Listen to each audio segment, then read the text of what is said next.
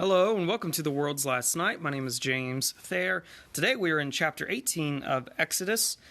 It's a decently short chapter and it really just centers around an old character coming back around to help out Moses and Israel. So we're going to begin in verse 1. Moses' father-in-law, Jethro, the priest of Midian, heard about everything that God had done for Moses and his people Israel, and how the Lord had brought Israel out of Egypt. Now Jethro, Moses' father-in-law, had taken in Zipporah, Moses' wife, after he had sent her back, along with her 2 sons, one of whom was named Gershom, because Moses had said, I have been a stranger in a foreign land, and the other, Eleazar, because he had said, the God of my father was my helper, and delivered me from Pharaoh's sword. So, at a certain time, apparently, maybe during the plagues, Moses had sent Zipporah back to live with her dad, Moses' father-in-law. And we remember, I believe we remember Gershom being born, but since this time, Eleazar has been born, and he got a better name. I mean, the God of my father was my helper and delivered me from Pharaoh's sword. So this is probably after, well, yeah, obviously it has to be after they came back and brought the plagues against Egypt. So he's reunited with his wife, his 2 children, and his father-in-law. Verse 5, Moses' father-in-law Jethro, along with Moses' wife and sons, came to him in the wilderness, where he was camped at the mountain of God. Now keep in mind, a wilderness, in the New Testament at least, well, in the Old Testament here, refers to a desert. Not necessarily what in America we would call a wilderness, lots of trees and whatnot. This is most likely desert land. Okay, so they came to him in the wilderness where he camped at the mountain of God. He sent word to Moses, I, your father-in-law Jethro, am coming to you with your wife and her 2 sons. So Moses went out to meet his father-in-law, bowed down, and then kissed him. So this is a great sign of respect. Moses is not filled with pride, even though he is now the leader of a great people, a multitude, and has been given a mantle of leadership by God. He still bows down to his father-in-law, showing respect and deference. They asked each other how they had been and went into the tent. Moses recounted to his father-in-law all that the Lord had done to the Pharaoh and the Egyptians for Israel's sake, all the hardships that confronted them on the way, and how the Lord delivered them. Jethro rejoiced over all the good things the Lord had done for Israel when he rescued them from the Egyptians. Blessed is the Lord, Jethro exclaimed, who rescued you from Pharaoh and the power of the Egyptians, and snatched the people from the power of the Egyptians. Now I know that the Lord is greater than all gods, because he did wonders at the time the Egyptians acted arrogantly against Israel. Then Jethro, Moses' father-in-law, we keep having to be, that's reiterated like the 5th time now, brought a burnt offering and sacrifices to God, and Aaron came with all the elders of Israel to eat a meal with Moses' father-in-law in God's presence. I believe we talked about burnt offerings, just in case. This would be an animal, whatever would be prescribed. Now, the law hasn't really been handed down yet, but you're going to hear this a lot more. And it is ritualistically sacrificed, and then a portion of it might be left on the altar, and the other portion is then eaten. Sometimes the whole portion is eaten. I guess we had the Passover lamb. We did kind of talk about that a little bit. Okay. The next day, Moses sat down to judge the people. That's important. That's kind of the big deal about this chapter. And they stood around Moses from morning until evening. So we're going to get to the book of Judges, which is literally people set up in order to settle disputes among the Israelites. You're talking about, 2 million people, give or take. There's just going to be all kinds of justice that needs to be dealt with. So 2 people have an issue.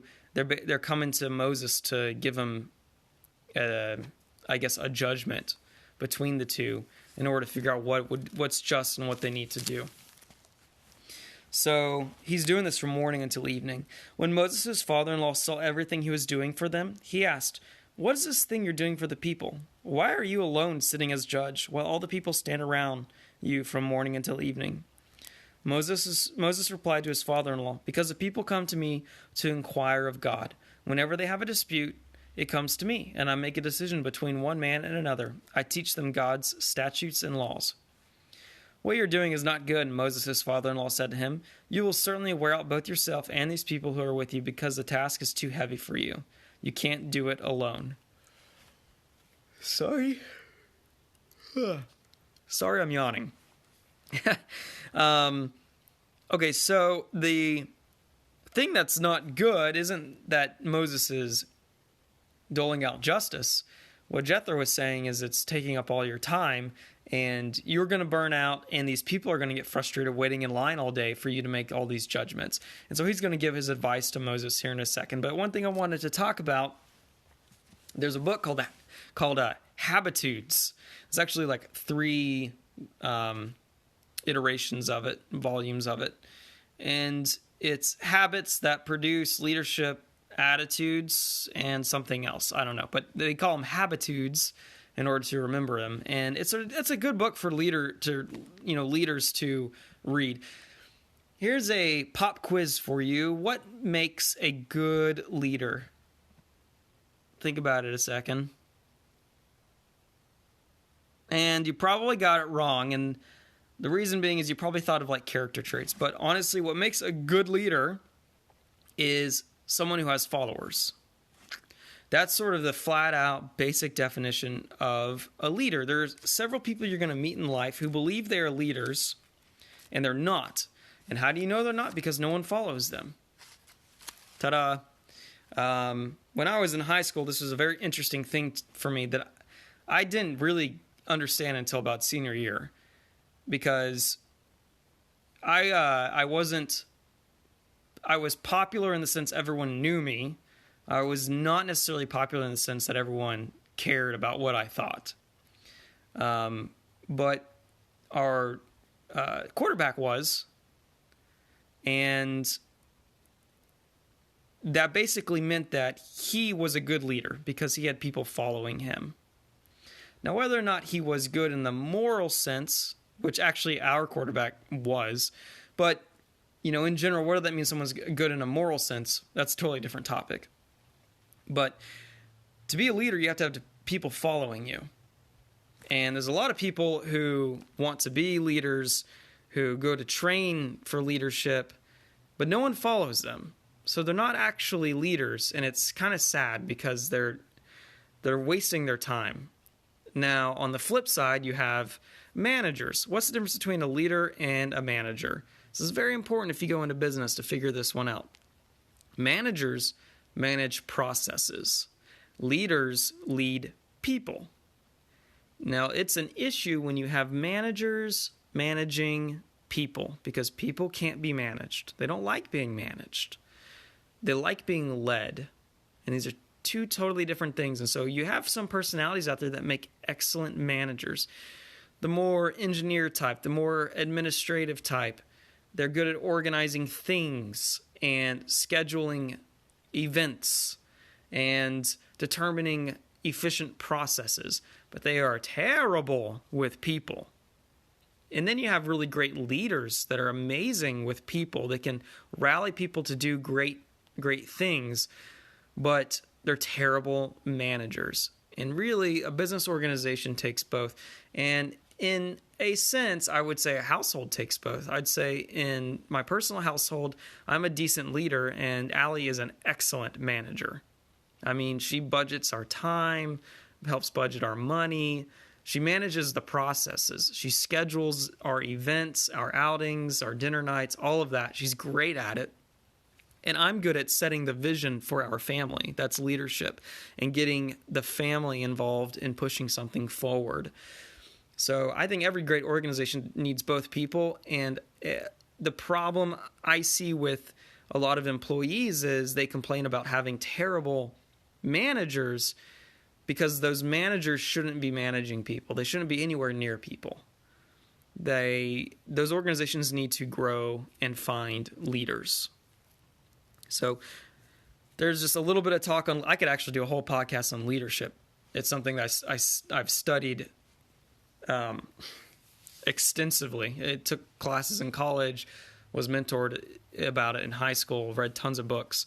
But I think there's just lots of misconceptions about who a leader actually is and who is not. Because I've had so many people tell me, oh, I'm a leader, I think I'm a leader, I lead. And then I look at their life, I'm like, no one is following you. You're obviously not a leader. Quit trying to put a round peg in a square hole because your parents told you that you're going to one day be president. I just hate to burst the bubble. So there you go. Jethro is basically pointing out to Moses, you are a great leader. And he's about to basically say, but you're not a good manager. Let me show you how you need to manage. All right, so he says, you can't do this alone. Verse 19, now listen to me. I'm going to give you some advice, and God be with you. You be the one to represent the people before God and bring their cases to him. Instruct them about the statutes and laws and teach them the way to live and what they must do. But you should select from all the people able men, God-fearing, trustworthy, and hating bribes. Place them over the people as officials of thousands, hundreds, fifties, and tens. They should judge the people at all times. Then they can bring you every important case, but judge every minor case themselves. And this way you will lighten your load, and they will bear it with you. If you do this, and God so directs you, you will be able to endure. And also, all these people will be able to go home satisfied. This is fantastic advice on so many fronts, but I just want to reiterate the fact that Jethro is managing processes. He's saying this process isn't working. It's actually not good for you, Moses, and it's not good for the people. We have an administrative backup here. So I'm going to advise you, and only if God says this is a good idea, which is a great caveat, I'm going to give you a little bit of wisdom here and tell you that you need to break up the headship here to where you train godly men beneath you to handle some of the minor cases, and they send you any of the very difficult cases that they're not trained in. So Jethro is telling Moses he needs to create a government organization instead of just having everything thrust upon one person. This is a great duo. Moses is a people person. He represents God to the people, but he's not a great manager. Meanwhile, Jethro, who has managed a farm basically his entire life, a household, he's got great management skills. And when you pair the two, you're going to have a well-functioning organization. And this is true from the government to your corporations all the way down to your families. Secondly, I want to talk about going back to habitudes, because I never really explained that. One of the habits and habitudes, one of the images, so the book basically gives you these images, and the images are supposed to instill habits and attitudes in you. You're supposed to think about them. One of the images, which is just a chapter of the book, is of what it calls a starving baker. Think about that for a second, because it's ironic, obviously. Imagine you run a pastry store and you just make the best donuts, bear claws, just the most beautiful pastries. And people line up. I mean, like, we have bakeries like this, that pancake place downtown, Five Daughters. People line up to get into these places to get their pastries. Well, people are lined up around the block for your pastries every single day, and you're just doling them out. You're selling these pastries, and you're working your butt off. But the problem is, you're so busy serving all of these people, you never take time yourself to eat. And as such, you're starving. And this is, out of all the habitudes, this is the one that stood out to me the most, because it's something that I am prone to. And if you look at the top CEOs and world leaders, they're prone to it. Look at Tesla. If Tesla is still around, which I suspect it probably is thriving here in the future, but Elon Musk, the CEO, that guy's nuts. He doesn't sleep. Like everything conventional that people tell you to do healthily, he's not doing. He's a workaholic. You're talking 100-hour weeks. I've probably only put a 100-hour weekend once in my life. So he is he's what I'd call a starving baker. And people like that don't live long. They burn out. Don't become like that, is what this habitude is saying. Take time to eat yourself. Because, and here's the kicker, if you aren't fed, you aren't going to be able to feed other people. So this is a great advice for anyone who's a pastor, a manager or a leader or a head of any organization, an entrepreneur especially, you need to take time to eat yourself in order to be able to feed other people. Don't burn out. And Jethro is basically telling Moses, don't be a starving baker. You have so many obligations.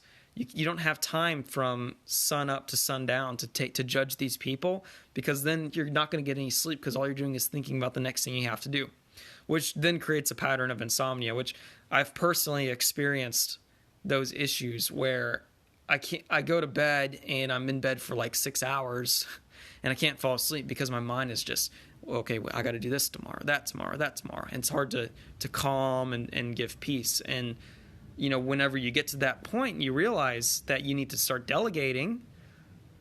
And you also probably need to start getting some physical exercise. You probably need to start eating healthy. And you need to indulge a little in escapism. And that might be a movie, that might be a video game, or just a book, or a little bit of television. But those things aren't bad, especially if they're in moderation. So we'll keep reading. But I wanted to talk a little bit about leadership. It's very important, and I think Moses is learning a wonderful lesson from Jethro. So this is a great character trait of Moses, is what we're about to hear next, which is Moses listened to his father-in-law and did everything he said. So he's teachable. This is a great quality, especially in a leader who is prone to pride. Just the position alone makes you prone to pride. To be teachable is great. There's always something you can learn, no matter how old you are.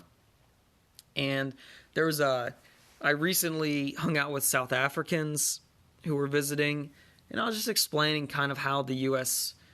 Constitution works, how presidents are elected, because they just didn't really understand the Electoral College, all that. One thing that one of the guys was really shocked by was our age limit for being a president. I believe it's 35 years old. You have to be over 35 years old. And he thought that was crazy. He was like, well, why? Like, why is there an age restriction? Well, for me, it's really, really obvious. Me at 30, I'm a totally different person than I was at 19, especially my beliefs, my political beliefs. But having more experience, having a wife, having a child, running a home, paying taxes, all of that, it gives you wisdom. And it makes you understand and look at another side of the coin that just when you're younger, you don't have access to.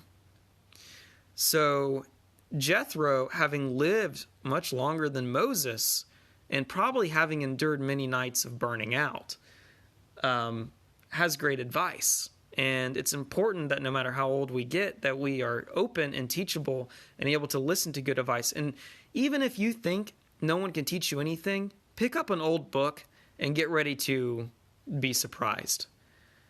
I love reading C.S. Lewis and G.K. Chesterton. The wisdom that those people had. There's several other authors you could look at, but it's just always astounds me. And I don't think I'm ever going to be so wise. Even scripture, obviously scripture, but I'm never going to be so wise that I can't learn something new. And especially from my own dad. Everything that, I'll put it this way. Everything I try to do, my dad knows a better way to do it. When it comes to like fixing my car, building something, whatever, he's got great advice for it.